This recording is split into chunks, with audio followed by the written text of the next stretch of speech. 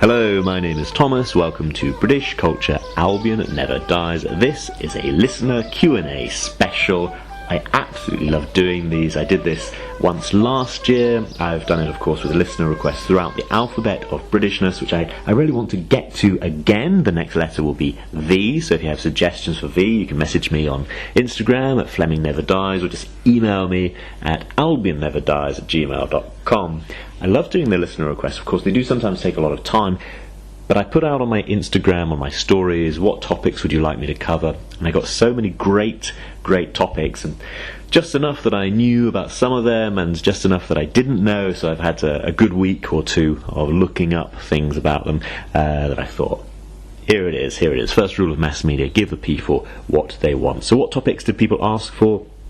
The first person to respond was Aussie Bond Guy, who just asked me to cover the Spice Girls. Now, I must admit, I don't know a huge amount about the Spice Girls, so I went to the official website, and I was kind of interested. They do have an official website. It is updated. Of course, they were big before the internet was used in most people's home. So the official website has news pages dominated right now by their 25th anniversary articles. 25 years of Viva Forever from this year.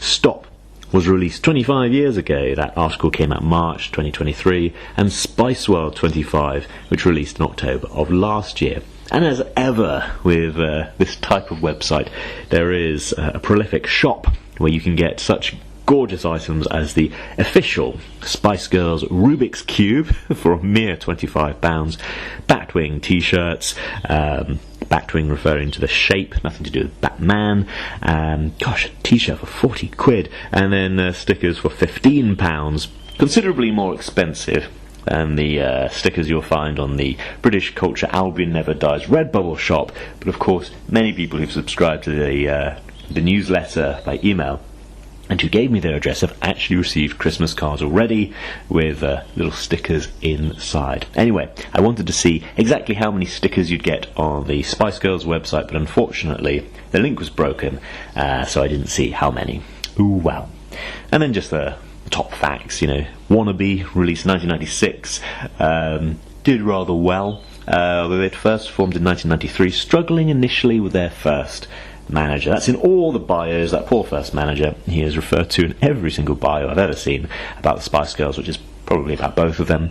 Allegedly he introduced the girl power concept to them, but they parted ways. This is probably covered in the movie with Richard E. Grant, but I wouldn't know because I've never seen it. As it was Aussie Bond Guy who suggested this, I'll have to claim that I was too busy listening to Kylie and perhaps Jason Donovan. I don't know. Right, next topic.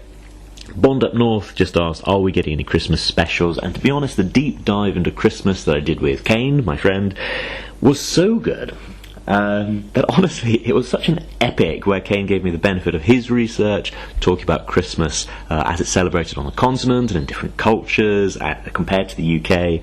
That was so good. But I've also put it on the YouTube, so I'll put the link in the show notes. I don't feel that can be bettered in terms of being an epic, but I think I might be doing a couple of bite-sized specials, just giving the readings from the King James Bible. I think that's very, very important. It is a formative text for British culture, and, can't put it better than the King James Bible.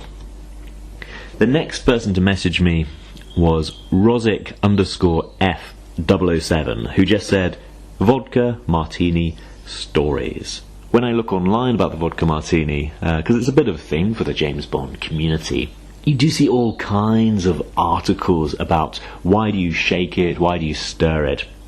I think the one that I see most commonly is that if you shake it, then there's all these little shards of ice, and they float on top, and you can sip it, and you're just pretending to drink. You're not really drinking, and you're actually staying perfectly sober, and everyone else around you is getting drunk, and you can use it to get in information. So it's something James Bond rarely do, because he actually wants a really weak drink, which I think fails on 2 points. First of all, suggesting that James Bond wants a weak drink, which suggests either that you've never seen the films, or certainly that you've never read the books, in which he drinks even more than he does in the films.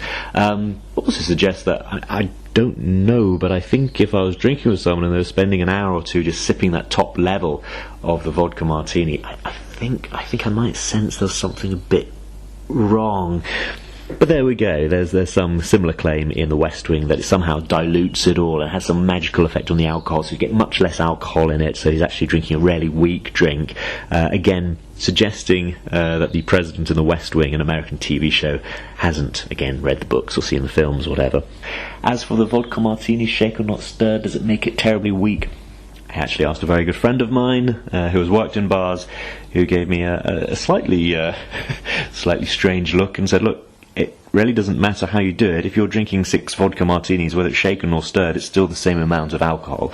Of course, the Fleming answer is that Bond wants a cold drink served fast.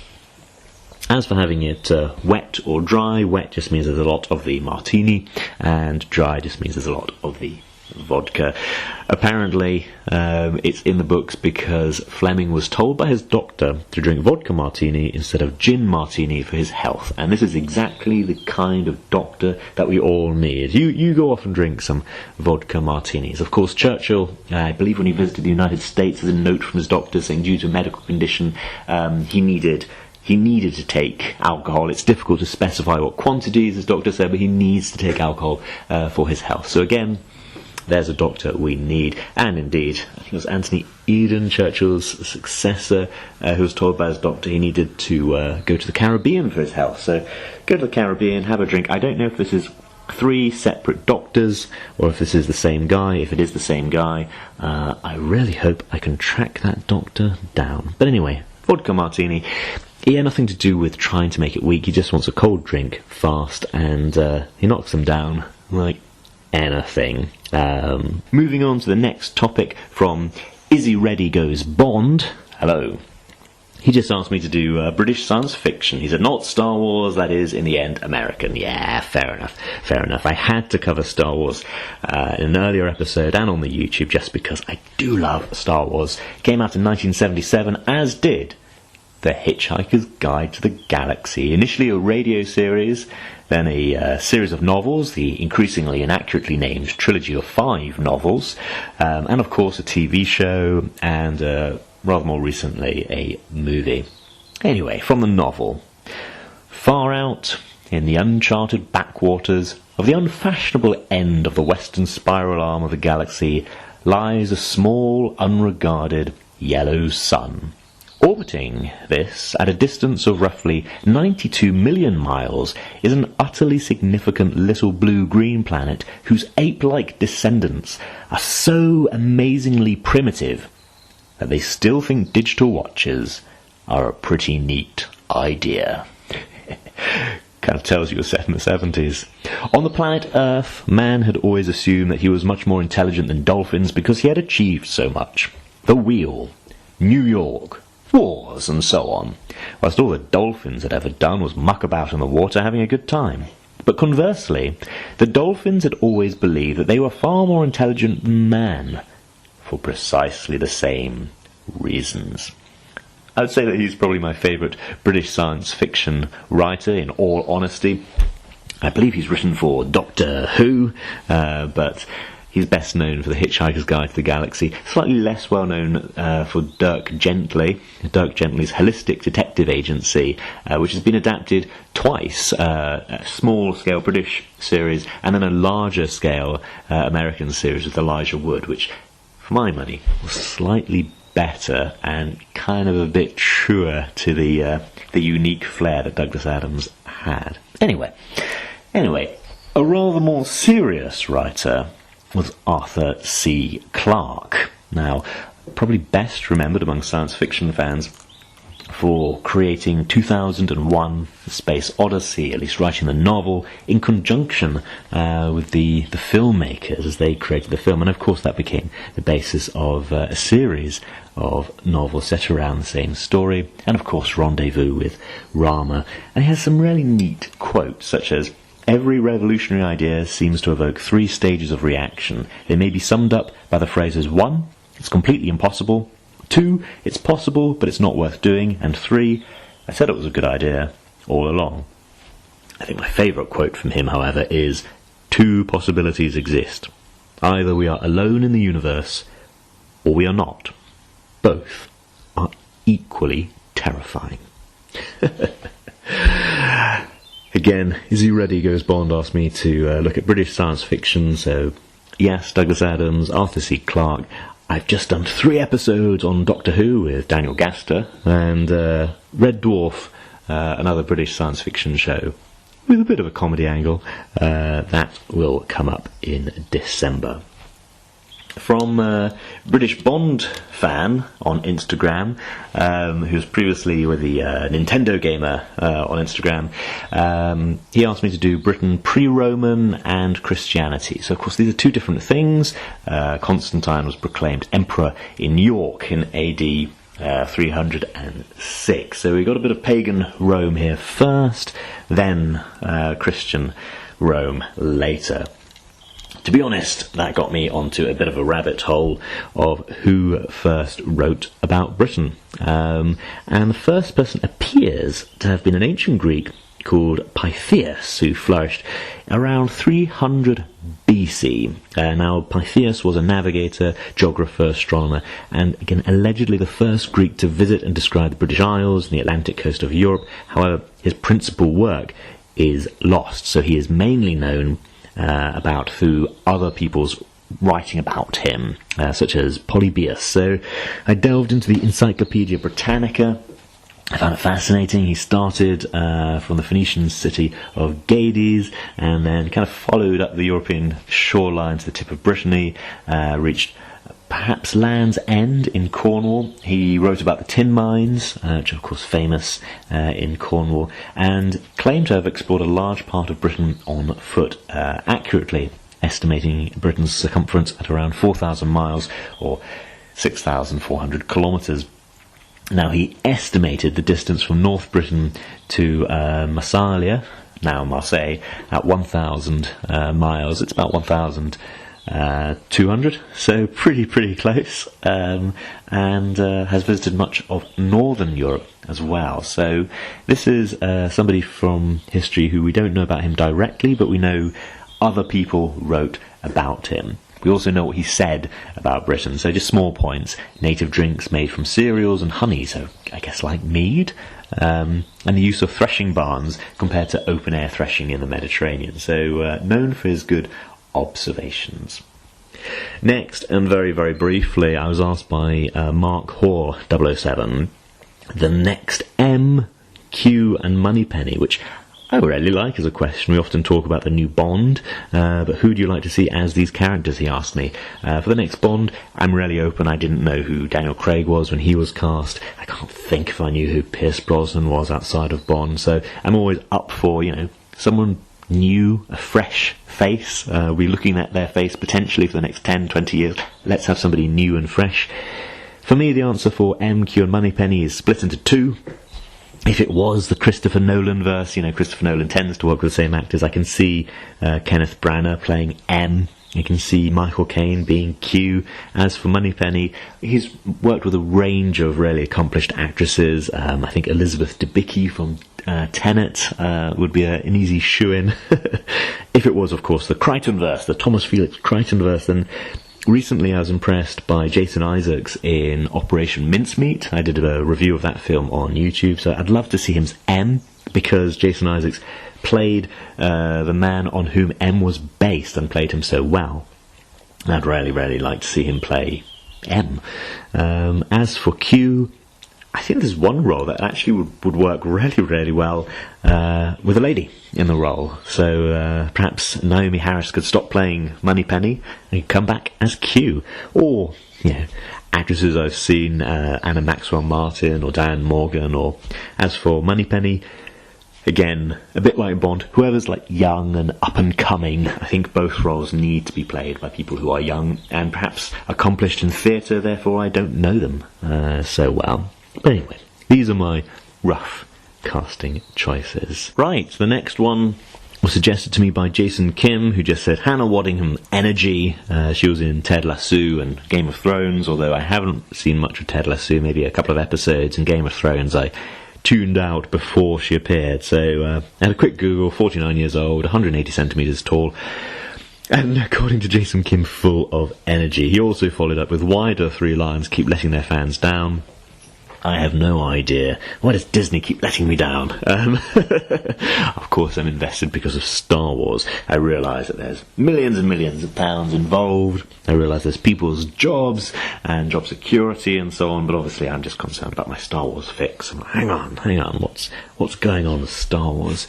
That one Bond guy asked me a really good question. Top places to go to enjoy England's countryside. Great question. So many tourists come to the UK and just see London. And there's so much more to the UK than just London. And it's so very different. So just off the top of my head, I came out with Whitby, which I took a friend of mine from China to see very, very recently. I think it's a gorgeous place. It's on the seaside. It is famous variously as where Captain Cook originated, and there's a lot of interest in the town because of that, and also where in the Bram Stoker's novel Dracula landed in the UK. So then you get all the goths and horror fiction aficionados visiting, and it is also just a gorgeous seaside town, really good seafood. Then there is Haworth. Haworth is where the Bronte sisters lived, and that's very much their USP. There's also the steam train that goes up to it, which is great fun, and the 1940s weekend, which again I did a YouTube video on this, just as a show and tell. So I really, really like Haworth.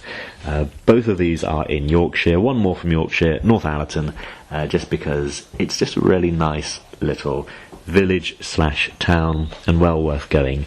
So you can go to the Betty's tea shop there. It's not a national chain, it's very much just a Yorkshire chain, but I think the one in Northallerton is really nice because each Betty's cafe is slightly different, and I really like the Northallerton ones. Outside of Yorkshire, I would suggest either Wales, much of it, there's Carnarvon with a castle and so on. Wales is fantastic because of the hills, the sheep, the bed and breakfast, the good lamb, and the castles. There's just so many castles there that it's, I don't know, a great place, I think, for someone outside the UK to come. And of course, they're beautifully, beautifully preserved. Alternatively, Edinburgh, beautiful, beautiful town, and obviously I've been asked about the countryside, but Edinburgh has lots of countryside all around it, and Edinburgh itself is a delight. So these would be my top 5 places to go to enjoy England's countryside, just off the top of my head. If I release a list later, it may well be different. Astro_Colonel on Instagram. Hello. You asked me to cover Fleming's London book locations. The one that stays in my mind most strongly would be Queen Mary's Rose Garden, which is where he potters off to at the beginning of You Only Live Twice. And I went along to the Rose Garden, and it is, as he describes, it is a historic garden and a really, really nice place to go in the summer. In fact, in the book it describes a really hot, sweltering day, and I went on a hot, sweltering day, and I think that would be my favourite one to go to. There's quite a few dotted around, but I think Queen Mary's Rose Garden would be my favourite. Now, my friend Sifu Lamus actually came up with 3 that I think are really, really good. The first, Clive of India. Clive of India is not as well known today in the UK as he once was. He was one of the great heroes of the Victorian era, still very much taught in British history in the 1950s, but gradually has faded away because he was a mover and shaker in the creation of the British Empire in India. One way to learn about it is actually the books by G.A. Henty. There's a book called With Clive in India, All the Beginnings of an Empire. G.A. Henty wrote kind of juvenile fiction. He was a prolific author and journalist.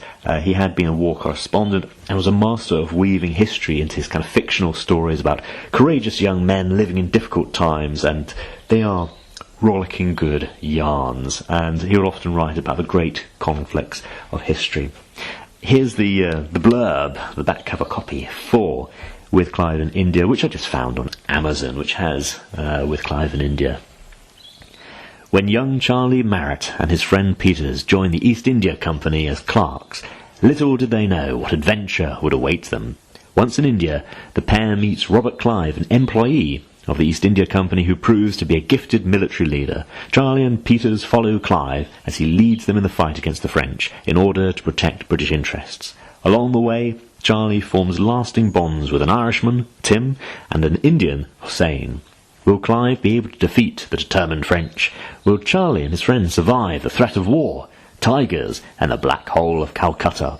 These questions and more will be answered in G.A. Henty's With Clive in India, or The Beginnings of an Empire, set in the mid-18th century India, Sri Lanka, and England.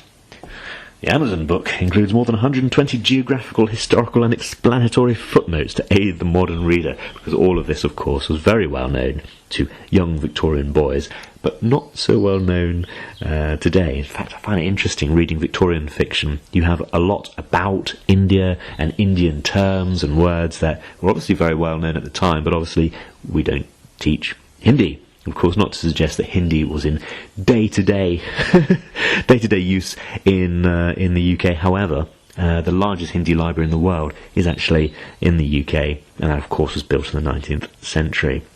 There was a huge interest in India at the time, and a fair number of Brits did spend their 7 years out there. Of course, it's where my family lived in the 19th century. Anyway, if you want a rather more serious take, then obviously there's the brief bio in the Encyclopedia Britannica, or you can watch the documentary by Simon Sharma, which, as I remember, had a really good episode on Clive in India. He's a character that can really capture the imagination as a bad boy made good. The next topic from Sifu Lamas was the Boer War. Again, I'm kind of tempted to suggest the Young Colonialists' story of the Zulu and Boer War by G.A. Henty, but again, maybe the TV show Rhodes, a 1996 8-part drama starring Martin Shaw, would just be a really good place to go. And dare I say, some of these things can kind of be found on YouTube, but actually there's a really, really good documentary about the 19th century businessman who became the wealthiest man in the world and founded the nation Rhodesia, now Zimbabwe, from his start as arriving in South Africa as a teenager and earning his fortune, and then how he starts to, well, maybe I'll just leave it there. He's a very, very interesting man, and it leads us into a study of the Boer War. In fact, I went straight to IMDb and found J. van der Veen, a gentleman who gave it 10 out of 10, this TV show Rhodes, 1996, who wrote, "Rhodes, a man to hate, but a portrait to be loved. I have known Rhodes to be the father of oppression in southern Africa, a man of his time maybe, but one who did so much to create so much suffering that I thought it impossible that a biopic of him would fascinate me. But it did. Here we see a man driven by ambition, by disgust over his fellow humans, white or black. He's not portrayed as a man whom you'd like to identify yourself, but whose inner workings and motivations you want to know. This is the true greatness of the script. It entices you to involve yourself with a man who stands wholeheartedly for a thoroughly black page in history." Again, just on the TV show Rhodes, which I think is really, really good. The third interesting topic from Sifu Lamas, all three were interesting, was MI6. So, first of all, why is it called MI6? Why do we go straight to 5 and 6? Why not 1 and 2? That would seem more logical. Alpha and Beta. Well, the answer is, of course, that military intelligence grew and grew and grew, especially over the Second World War, and there were huge numbers of military intelligence divisions, and it's just one of those evolution, not revolution, as things get closed down, combined, merged, that we ended up with, well, 5 and 6.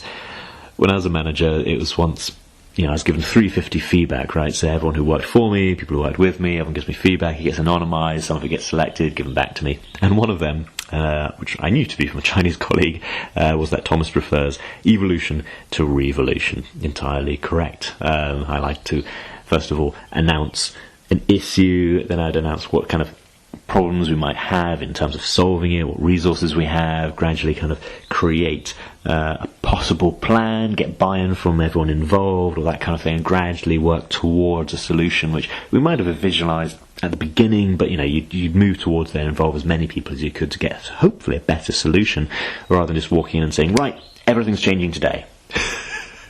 which may be cultural. I'm British, and this is the way I'd like to operate, and the way a lot of my team like to operate. But I know for many Chinese people, it was just, this is the rule, snap fingers, this is the new rule. Anyway, I'll go with evolution, not revolution. The Intelligence and Security Committee of Parliament puts out an annual report that is really, really interesting. Perhaps, just for now, I'll make mention of what are the intelligence divisions in the UK. Well, we have SIS, which is popularly known as MI6. They do overseas intelligence collection and so on. We have Government Communications Headquarters, GCHQ, so signals intelligence, crypto-analysis and all sorts. Then we have the Home Office, Security Service, MI5, counterintelligence. Of course, these lines are very blurred, especially what's international, what's national and so on. We do have, of course, defence intelligence, right? So all-source military intelligence gathering, which comes under the Ministry of Defence. Then with the Home Office, we have the National Crime Agency, really looking at organised crime. Office for Security and Counter-Terrorism, obviously looking at counter-terrorism. Gangmasters and Labour Abuse Authority, which is looking at modern slavery. National Fraud Intelligence Bureau, which is a joint police unit, really looking at economic crime. National Ballistics Intelligence Service, which again largely comes under the police, looking at illegal firearms. And then the National Domestic Extremism and Disorder Intelligence Unit, with the snappy acronym NDEDIU, which is obviously looking at counter-extremism. So here we have 10 different divisions.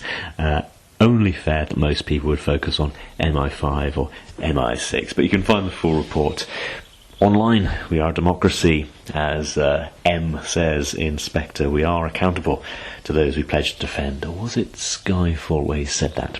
I'll soon be corrected. A good friend of mine, Two Green Thumbs Gaming, who gave me a very nice tie, which I talked about on my Instagram, asked me what is a stiff upper lip. And racking my brains, I guess, I was thinking of the exploration of the polar caps, North Pole, South Pole. I was thinking of the desperate expedition, the Terra Nova expedition in 1912, where Captain Lawrence Oates, aware that his ill health was compromising his three companions' chances of survival, calmly left the tent and chose certain death, walking into the snowstorm, saying, "I'm just going outside, and maybe sometime." I thought that was a good one. A popular one was at the Battle of Waterloo, where one gentleman had his leg blown off by a cannonball and said to the later Duke of Wellington, Arthur Wellesley, "By God, sir, I've lost my leg."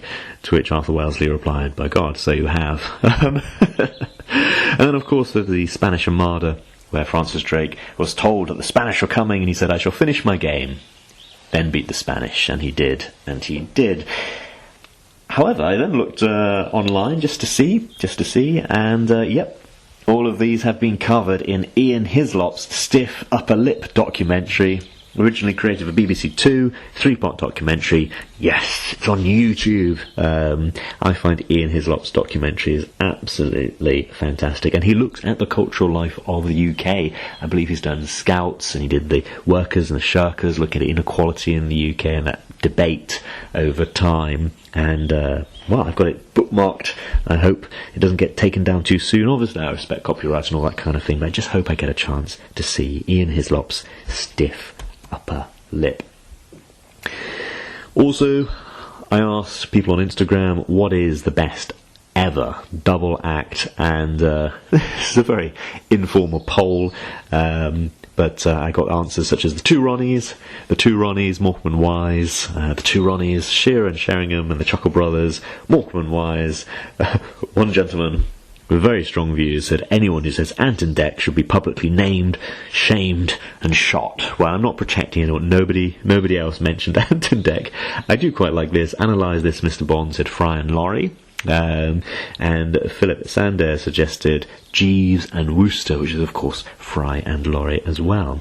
And it's also been suggested Fleabag and the Priest. I haven't seen Fleabag. And classic Jason Kim suggested Fish and Chips. I agree. So plenty of suggestions there. And finally, a few people ask me political questions, which I tend not to go into. There's been a lot of interesting things, such as the return of a former Prime Minister to serve in the Cabinet. So former Prime Minister David Cameron is now the Foreign Secretary, which is really interesting, and he kind of had to be sworn in as a member of the House of Lords, that he could serve in the Cabinet as a Lord. Kind of interesting how it's done, but again, it's a very political topic. I always find it interesting to talk about what's going on and how it's working, but I didn't necessarily think it was something I should focus on here. I was asked about why is there a distinctive Scottishness, Irishness and not Englishness, and that's something I might get into, because of course the Oxford History of England covers Scotland and Ireland and actually anywhere where people speak English, and that was the definition at one time of Englishness. It was all of us who speak English. Of course, that has really changed over time as a definition, but that's language. It evolves and changes. And one person did ask me, what is multiculturalism in the UK? Which is a really good question, but I'm not sure if I have a really good answer. So these are all political things which I'm happy to answer if there's a bit more call for it.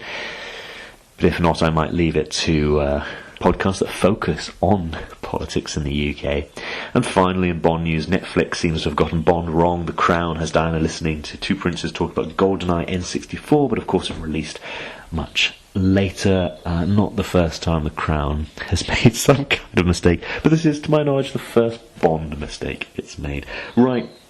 Those were all my topics. Thank you very much for listening. I hope you enjoyed them. If you'd like to know about any more of them, again, I'm happy to cover them. If you have an idea for what V could stand for in the alphabet of Britishness, I'm going to start storing them away and hope to start working on them. It takes a lot of time. That's why I've occasionally had to stop and start. But I do love it when I get the chance. So what does V stand for in the alphabet of Britishness? You can message me on Instagram at Fleming Never Dies, or you can email me at albieneverdies@gmail.com. Thank you very much. Goodbye.